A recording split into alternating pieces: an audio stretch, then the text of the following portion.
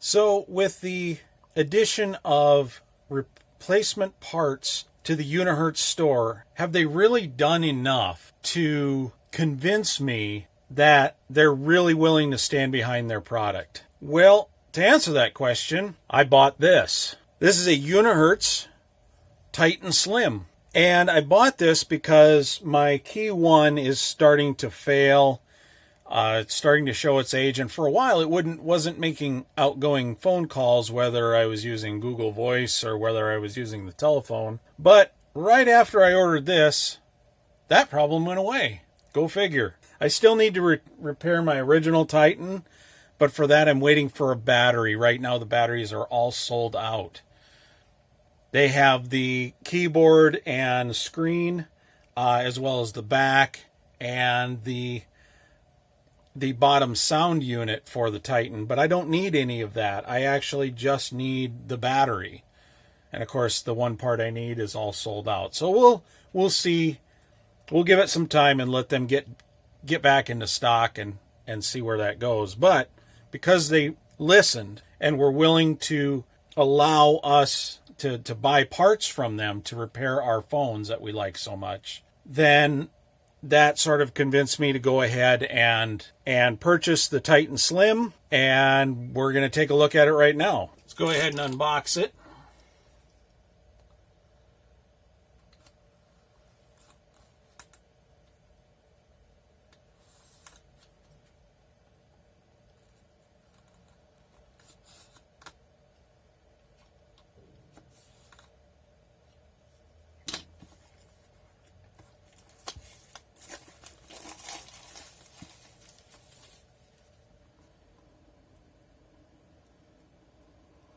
The box, as usual, is fairly weighty, nice and thick, well constructed.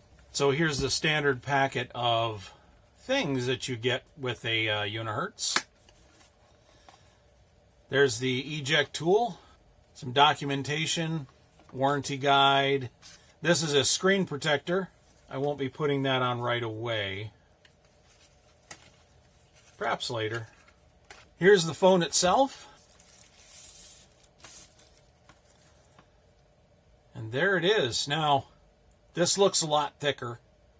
This has actually got a phone protector on it already. So if we take that off real quick, there we go. It's a little tight, but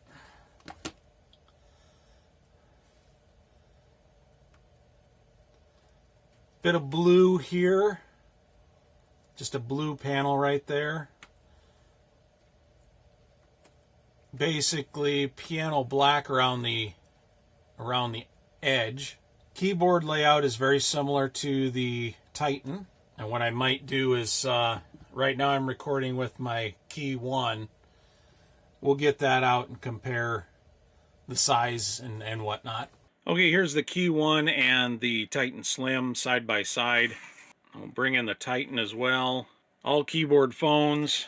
The Key 1 does have a case on it, so it's a bit of a fair comparison. The Titan Slim is a little shorter than both of the phones here. And as you can see, the shift, there's two shift buttons here. On the Key 1, the zero's right down here. The symbol key is right here. The Titan Slim doesn't have quite that many keys, and most of the function buttons, the symbol button, the shift button, they all been moved to the tool belt here, is what they call that. Let's go ahead and flip this over. Titan Slim, pretty basic, but the Key 1 is also pretty basic. Just two different LEDs for the Key 1 there. But even on the Titan, it's pretty much the same camera setup, just sideways. They do include quite a few accessories. I was really surprised to see that. Of course, the charger, that's important. A little block of foam to keep it from rattling around. So these are some of the adapters. It does not have a headphone jack, which was really disappointing, but we do have a USB-C to headphone adapter, which I don't really care for, but at least they're thinking about it. They're thinking about people who want to plug in standard headphones. The issue I have with it is that the USB-C connector sticks out of the bottom, and that creates a snag point, and that can be a problem. This is the charge cable, USB-C as well. I've got quite a few USB-C cables, so I believe this charger, yep, 5 volts, 2 amps. What impressed me with the Titan was that you got a PD charger with it. Multi-volt, it would do 5, 9, and I believe 12 volts. This is a much simpler charger, obviously. All right, put everything away here. Button layout's very similar to the Titan, where you've got your feature button on the side. This is the power button, volume up and down. Very similar to the Titan in that respect. Feature button, power button, volume up and down. All right, let's power it up, see what happens. Very familiar Unihertz screen. So very nice. The keyboard has got the same. They kind of added a number row up here with the on-screen keyboard, which is nice. The one thing I like is they have the numbers are now over on the left side, kind of like the key 1. The 0 is again in an awkward place. You know, it's on the Q, but there's no buttons down here like the key 1 has. So there's no way to put a standard number pad here. So yeah, this is what I'm talking about. It's kind of mirror opposite. So the 0 is up on the P on the Titan. 1, 2, 3, 4, 5, 6, 7, 8, 9. But again, there's no buttons down here like on the key 1. So they wouldn't have been able to put a 0 down here. You know, on the key 1 down here would be the symbol and the space bar, the symbol and the space bar and the alt key. Those are all down here rather than up here. The shift key's about in the same place.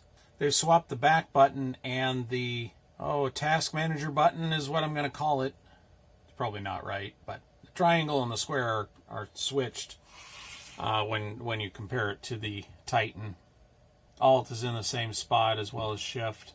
Now a lot of people are complain about the thickness of the phone. A lot of reviewers do. Honestly, I like a thicker phone. Something, you know, it feels good in the hand. It's substantial, and I really appreciate that. Another review I saw that said that they don't have a front-facing camera, and they certainly have a front-facing camera here. Electronic image stabilization, that's good. Video quality goes up to 1080 on the front camera, or the rear-facing camera, which for me this would be a stopgap phone, and that would be acceptable. If we flip this around,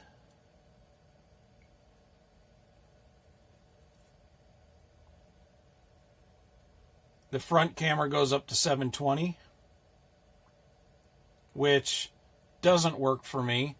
I really need it to go up to 1080 at least, and that just baffles me why it doesn't. I really want, on a new phone, I really want 4K, ideally 4K 60, but you know, that's going to be 1080 is going to be adequate for most people. And like on the front camera, really want 1080 because if I'm shooting in selfie mode, everything I do is in 1080. Shall we take a quick video? This is what the video sounds like and looks like on the front camera. This is what the video sounds like and looks like on the front camera. The audio seems to be pretty good. Video's a little washed out, a little featureless, and of course that's on the front camera, of course. The rear camera, so let's go ahead and record some video here.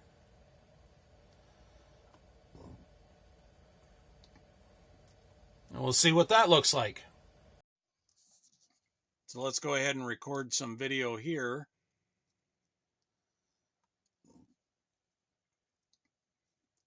And we'll see what that looks like. All right, we'll put that up in the edit. There is a system update. We'll do that later. Android version 11. That's good. Considerable upgrade from my Key 1. 256 gigabytes of storage. That's a very generous amount. Considering the Key 1 only has 32 gigabytes of storage, that's really excellent. Right now there's only 5% used because I don't have all the apps installed. All in all, initial impressions pretty good. Like I said, the camera has always been the weak spot on these Unihertz phones. There is an open camera app that I can try to see if we can squeeze a little more performance out of it, but we'll see, because this is an 8 megapixel front camera and 40 some megapixels on the back. Doesn't have multiple lenses, which is fine. I've never seen the need for multiple style lenses. But yeah, I'll have to use this and see how well it works. This is an adequate phone. Adequate battery, adequate features, adequate screen. At $340 though, it's also an expensive adequate phone, with many adequate phones selling at T-Mobile for less than $200. So what makes it worth $340? Certainly dual SIMs, the ability to run on any network, the positively gargantuan 256 gigabytes of internal memory, and obviously the keyboard make this price make a whole lot more sense. What doesn't make sense is the space between the keyboard and the screen. It's as though it was intended for a higher purpose than to simply stare at you blankly.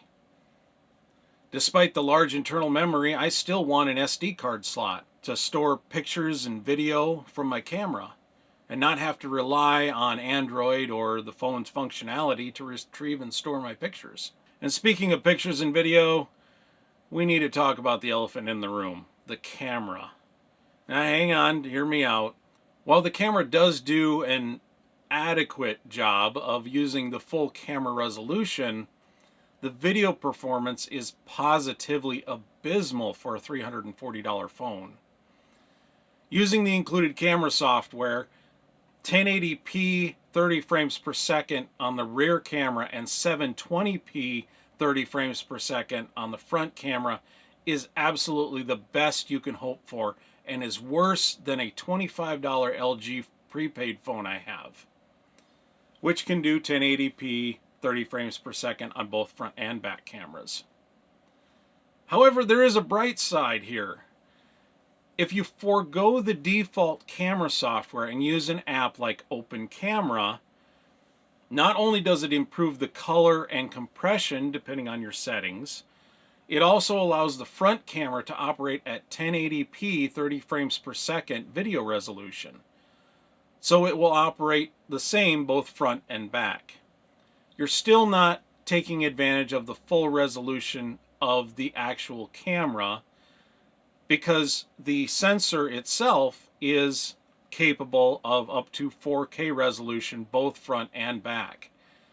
But at least you can get 1080p 30 frames per second front and back. This makes the Titan Slim just barely adequate enough to replace my BlackBerry Key 1 as my daily driver. Barely.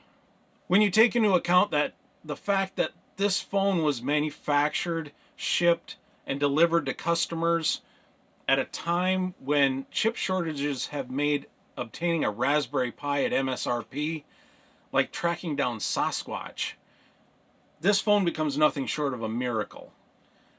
Glaring omissions, it makes it obvious that this is not the best phone ever made, but perhaps the best phone Unihertz could make at the time. It is certainly the best Titan Unihertz has ever made.